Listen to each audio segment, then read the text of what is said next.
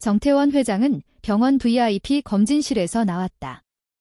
평소처럼 조용히 발걸음을 옮기던 중 갑자기 한 아이가 반대편에서 달려와 그의 다리에 부딪혔다. 아이의 작은 몸이 바닥에 넘어졌지만 울지 않았다. 입술을 꾹 다문 채 스스로 일어나려 했다. 정 회장은 아이를 일으켜 세우려다 문득 멈췄다. 그의 시선이 아이의 눈을 마주쳤다. 너무나도 익숙한 눈빛이었다. 그것은 마치 어린 시절의 아들 정현석을 보는 것 같았다. 순간 가슴 깊숙이 알 수 없는 감정이 스며들었다. 아이의 손이 떨리는 것도 주변의 소음도 들리지 않았다. 오직 그 눈빛만이 그의 머릿속을 가득 채웠다. 아이의 손을 놓지 못한 채 한참을 바라보던 정 회장은 그제야 정신을 차리고 조용히 아이를 놓아주었다. 아이를 데리러 온 여자가 다가오자 아이는 활짝 웃으며 그녀에게 달려갔다. 정 회장은 자연스럽게 손을 뻗어 아이의 머리를 쓰다듬는 척하며 가느다란 머리카락 한 올을 뽑았다. 정 회장은 병원을 나서자마자 곧바로 자신의 비서에게 전화를 걸었다. 즉시 DNA 검사를 의뢰해라. 가능한 한 빨리 결과를 가져오도록. 비서는 아무런 질문도 하지 않고 즉시 명령을 수행했다. 정 회장은 핸드폰을 닫고 깊은 생각에 잠겼다. 이 아이가 정말 그의 핏줄일 가능성이 있는 걸까? 이틀 후 비서는 직접 DNA 검사 결과지를 가져와 정 회장의 책상 위에 올려두었다. 정 회장은 망설임 없이 서류를 펼쳤다. 유전자 일치율 99.9%. 손끝이 살짝 떨렸다. 이 아이는 그의 친손자였다. 확신이 생기는 순간 정 회장의 머릿속은 더욱 복잡해졌다. 왜 이 사실을 이제야 알게 된 걸까? 아들 정현석조차 모르고 있었던 것일까? 그렇다면 아이의 어머니는 누구인가? 그녀는 왜 아버지의 존재를 숨겼을까? 정 회장은 조용히 눈을 감았다가 다시 떴다.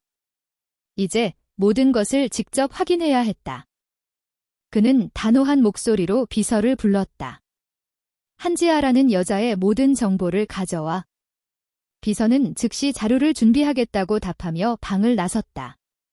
정 회장은 창밖을 바라보았다. 어느새 그의 세상은 조용히 요동치고 있었다. 이틀 뒤 비서는 한지아에 대한 모든 정보를 정리한 파일을 가지고 정 회장의 집무실로 들어왔다.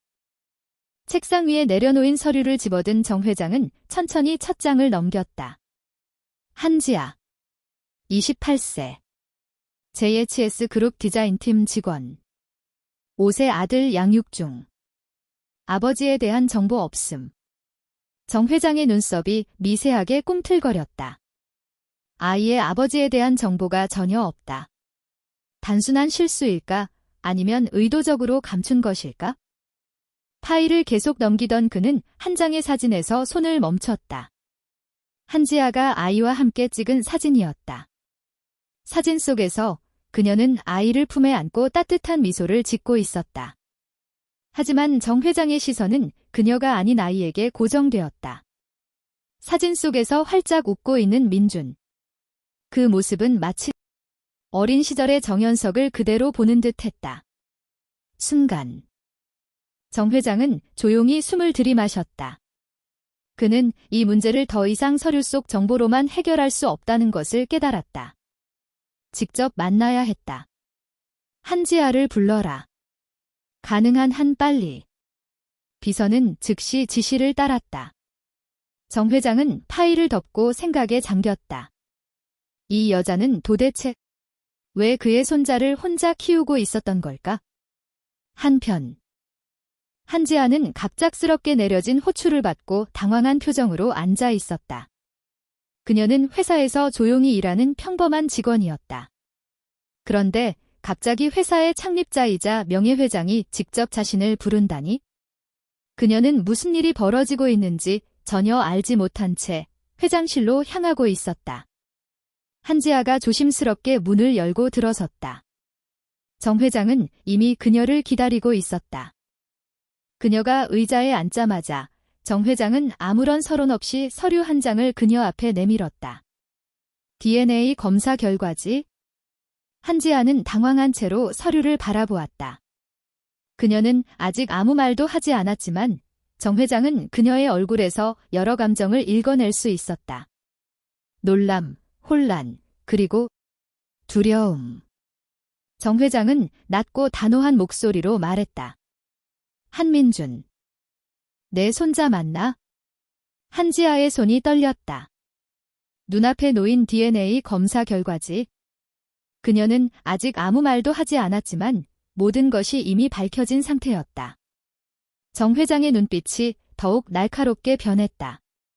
한민준이 내 손자가 맞나? 그 단순한 질문이 공기 속에 무겁게 가라앉았다. 한지아는 조용히 숨을 들이마셨다. 이제 더는 피할 수 없다. 네. 작은 목소리가 공간을 가득 채웠다. 정 회장은 미동도 없이 그녀를 바라보았다. 그의 표정에서 감정을 읽어내기는 어려웠다. 그렇다면 묻겠다. 한층 더 낮아진 목소리. 왜 내 아들에게 이 사실을 알리지 않았나? 한지아는 고개를 떨궜다. 저도 몰랐으니까요. 순간 정 회장의 미간이 살짝 찌푸려졌다. 모른다고? 한지아는 손을 꼭 쥐었다. 그녀의 목소리는 조금씩 떨리고 있었다. 5년 전, 저는 그 사람의 이름도 얼굴도 기억하지 못한 채 임신했다는 걸 알았어요.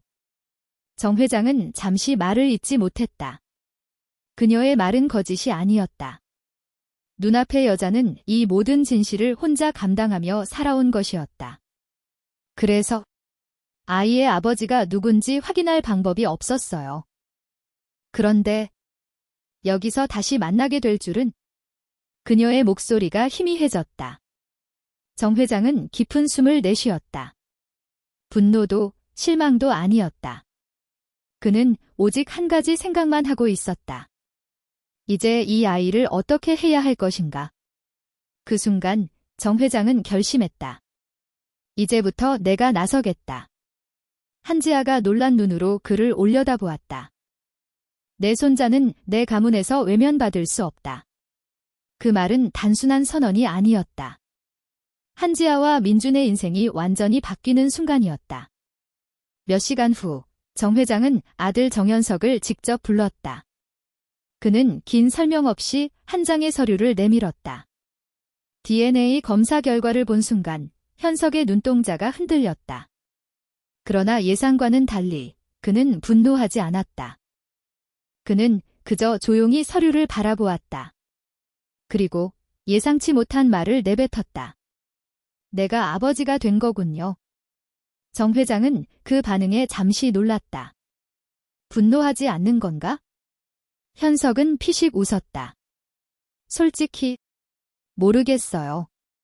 갑자기 아이가 있다고 하니 얼떨떨하지만 그는 문득 창밖을 바라보았다. 근데요, 아버지. 이상하게도 화가 나진 않아요. 정 회장은 묵묵히 아들을 바라보았다. 오히려 보고 싶네요. 그 아이를. 그 말에 정 회장의 표정이 처음으로 부드러워졌다. 그럼 직접 만나러 가라. 이제 아버지와 아들의 첫 만남이 다가오고 있었다. 정현석은 카페 문 앞에 서 있었다. 머릿속이 복잡했다. 내가 정말 아버지가 될 수 있을까? 하지만 고민할 시간은 없었다. 문을 열자마자 눈앞에 한지아와 작은 아이가 앉아 있었다. 그리고 그 아이가 그를 바라보았다. 똑같았다. 눈동자, 표정, 심지어 입술을 앙다무는 습관까지도. 마치 거울을 보는 것 같았다. 정현석은 천천히 다가가 자리에 앉았다. 민주는 조용히 그를 바라보았다. 그러다 천진난만한 목소리로 말했다. 아저씨는 누구세요? 그 질문에 정현석은 미소를 지었다. 그리고 단 한마디를 남겼다. 내 아빠야. 첫 만남 이후 정현석은 자주 민준을 만나기 시작했다. 처음에는 어색했다. 하지만 민준은 그런 걸 신경 쓰지 않는 듯 했다. 아빠, 이거 봐요. 내가 그린 그림이에요. 아빠, 나 오늘 유치원에서 친구들이랑 로봇 놀이 했어요. 정현석은 처음으로 누군가가 자신을 별표 아빠 별표라고 부르는 것을 들었다. 그리고 그 소리가 싫지 않았다. 오히려 점점 더 듣고 싶어졌다. 어느 날 민준이 갑자기 말했다. 아빠는 나 좋아해요? 그 질문에 정현석은 순간 말을 잇지 못했다. 그러다 그는 조용히 아이의 머리를 쓰다듬으며 대답했다. 당연하지. 그 말에 민준은 활짝 웃었다. 그 미소를 보는 순간 정현석은 깨달았다. 이제 그는 정말로 아버지가 되고 싶었다. 한편 정태원 회장은 요즘 이상한 습관이 생겼다. 하루라도 민준의 전화를 받지 않으면 뭔가 허전했다. 회의 중에도 핸드폰이 울리면 다른 누구도 아닌 민준의 전화인지 먼저 확인했다.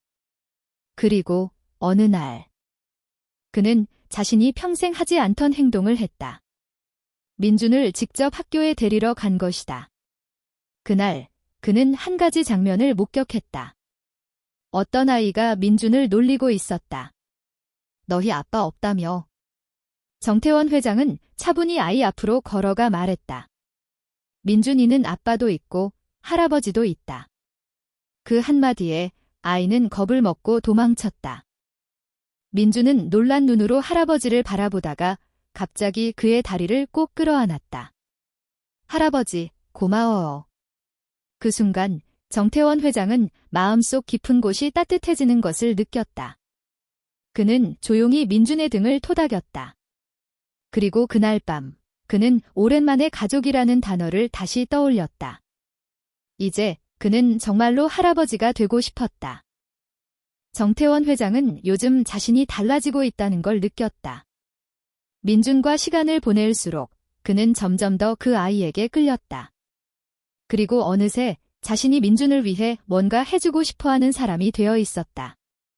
그러던 어느 날 민준이 그림을 그리는 모습을 보았다. 뭐 그리는 거야? 민준은 환하게 웃으며 대답했다. 우리 가족이요. 정 회장은 조용히 아이의 그림을 들여다보았다. 그림 속에는 4사람이 있었다. 민준, 한지아, 정현석, 그리고 자신. 그 순간 그의 가슴 한쪽이 뻐근해졌다. 그는 평생 일과 사업밖에 모르고 살았다. 자신의 가족조차도 가까이 두지 않았다. 그런데 이제 하나의 그림 속에 가족이라는 단어가 새겨져 있었다. 민준은 마치 아무렇지 않다는 듯 말했다.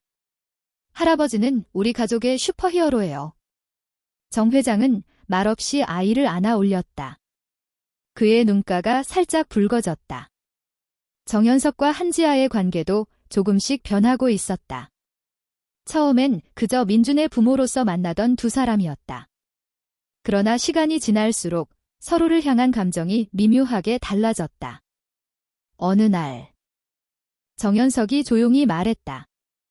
지아야, 우리 다시 시작해 볼 수 있을까? 한지아는 놀란 눈으로 그를 바라보았다. 그는 더 이상 과거의 냉정한 사업가가 아니었다. 민준을 사랑하는 아버지였고 이제는 한지아를 지키고 싶어하는 남자였다. 한지아는 아무 말 없이 고개를 끄덕였다. 그 순간 정현석은 그녀의 손을 따뜻하게 감쌌다. 그들의 이야기는 이제 새로운 시작을 맞이하고 있었다. 제12장 진짜 가족. 몇 달 후 민준은 손을 꼭 잡은 채 할아버지와 아빠를 바라보았다. 그리고 활짝 웃으며 말했다. 우리 가족 진짜 가족 맞죠? 정태원 회장은 살짝 목이 메었지만 부드럽게 대답했다. 그래, 우리는 진짜 가족이다. 그 순간